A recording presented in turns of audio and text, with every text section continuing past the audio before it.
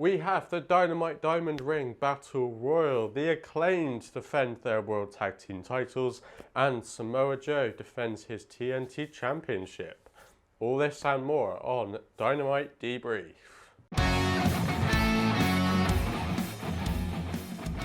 So you're doing, the wrestling guy back here today. Welcome to this week's episode of Dynamite Debrief. Apologies for the absence of this episode earlier on in the week.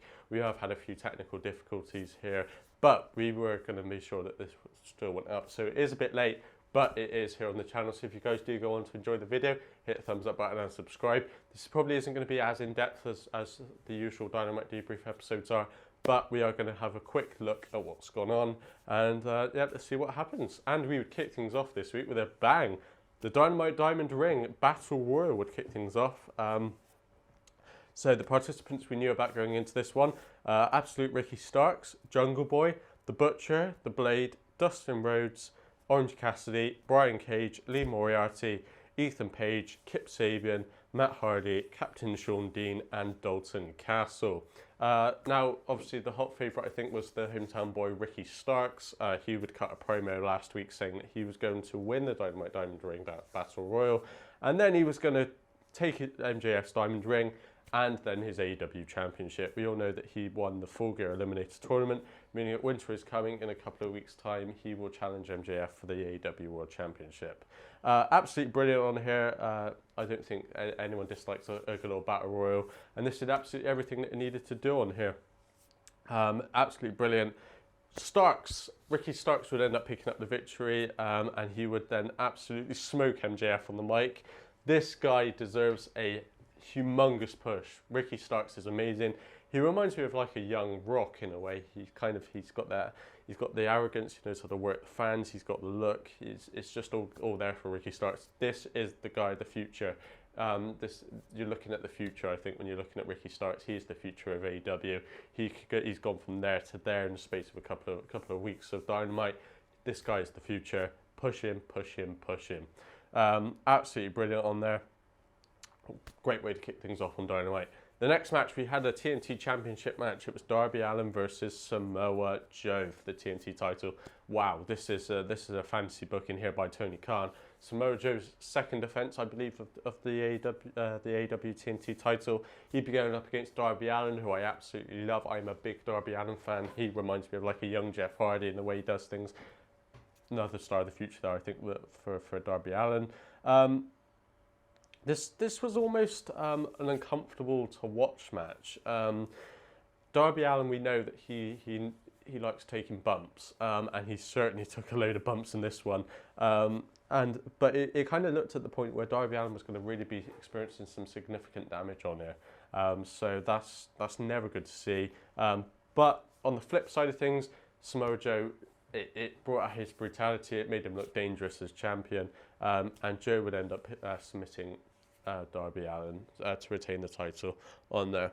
So yeah, we'll see what happens over the coming weeks. I still think this is setting up for Joe and Wardlow again, but we'll see what happens over the coming weeks.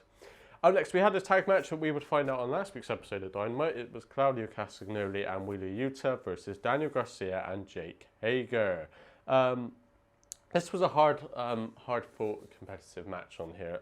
Good old tag match, 4 absolutely fantastic wrestlers on here. The babyfaces had the fair share of offense. The heels had their moments in there as well.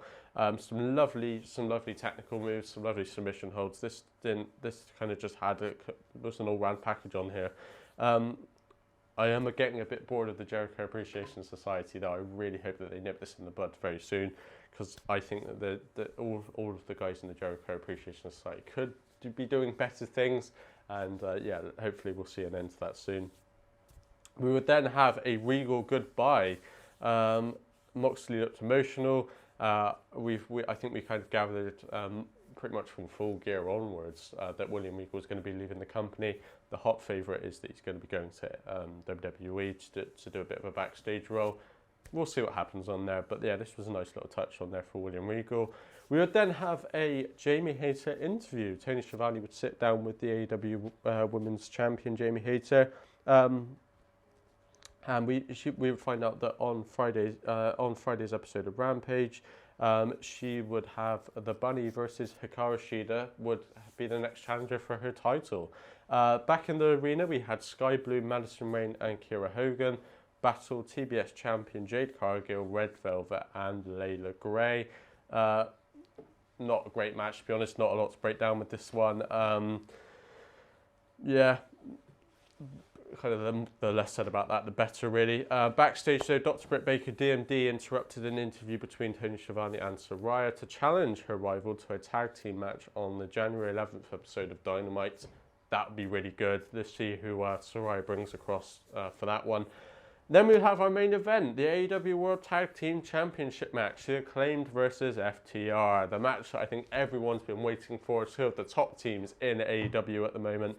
FTR has got pretty much all of the gold that they need, apart from the AEW tag titles, and they'd be going up against the favourite champions, the Acclaimed.